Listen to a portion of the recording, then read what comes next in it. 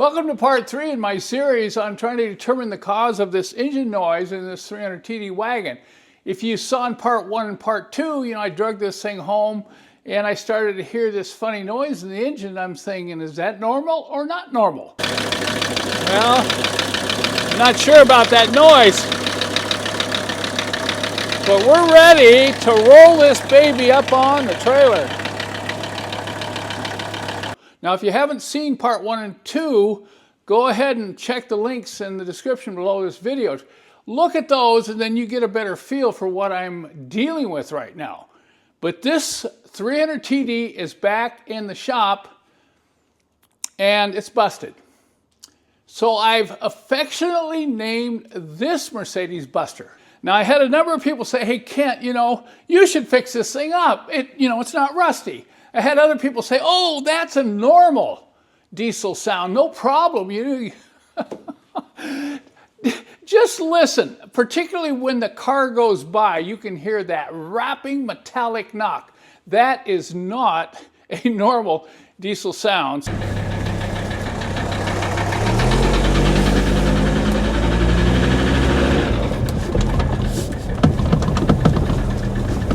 So I've got it back in the shop here. The noise has gotten worse. The transmission has gotten worse. There's going to be no more donuts in the field. And this car is going to be torn apart for parts. Now, I know some of you are saying, well, Kent, how many miles on it? Well, it's got 260,000 miles. And I know some of you say, wow, how did that wear out? I've heard these old diesel engines go 1,000,000 miles.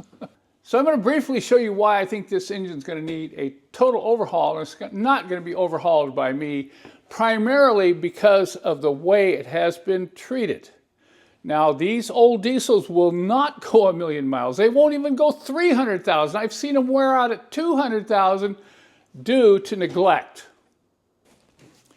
Now, I'm only going to show you a couple things in this video, but I think a couple things are going to be enough. First, let's take a look at the hydraulic fluid inside this tank. This is for the self-leveling suspension. I checked the fluid before I started running the engine, and first off, it was empty because the hoses are leaking underneath here. But look at this. When do you think the last time this hydraulic fluid has been changed in the suspension? Now, I'm going to be removing the hydraulic pump and I'm going to be removing the leveling valve. Both of those could be ruined because of lack of frequent fluid changes. And then you got to see this. This is the worst I've ever seen. Look at this chocolate milk I drained out of the radiator. This is something else. I mean, there was big chunks of junk in there, and if you stir this up, look at how dark brown it gets. And then you can look into the radiator hoses. This is always a good sign here, too, that we've had total neglect of the cooling system. Look at this right here. When have you seen that come out of a radiator hose? So when I see these catastrophic failures on these diesel engines, it's usually because of some sort of coolant loss. I suspect that at one point this engine blew a hose or something and overheated, and then people just kept putting water in it. They didn't even want to bother putting coolant in it. So the number one thing that you have to be concerned about on these old diesels, any engine, is frequent oil changes, frequent coolant changes, all fluids checked, constantly checked using the correct fluids. This is obvious. The person didn't care about fluids. Now, I'm sure some of you are just shaking your head. How could somebody do that? How could somebody just let everything go? Well, I've seen this a lot. Maybe it's third, fourth owner down. They don't care. They don't have a lot invested, and they don't have any love. I've said it numerous times, do not buy a Mercedes-Benz that has not been loved. And this is the classic example right here. Now, I know some of you caught the title about the contest. Well, the contest is not going to be about what is making that loud knocking noise in the engine. Although, if you want, go ahead and guess. There's going to be no prize for that. But we're going to pull this engine out. We're going to tear it down. I want you to see what the problem is internally. But there's another thing that happened to this car other than the engine. I'm going to show you that now. Take a close look at this. This is the other reason I call this car Buster.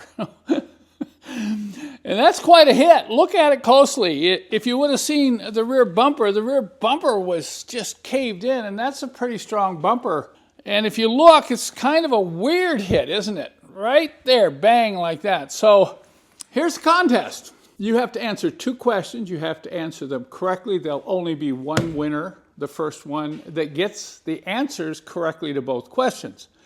Number 1. What ran into the back of this station wagon? That's number 1. And number 2, there is something mechanically on this car that caused this to happen. So the question number 2 is, what caused this accident?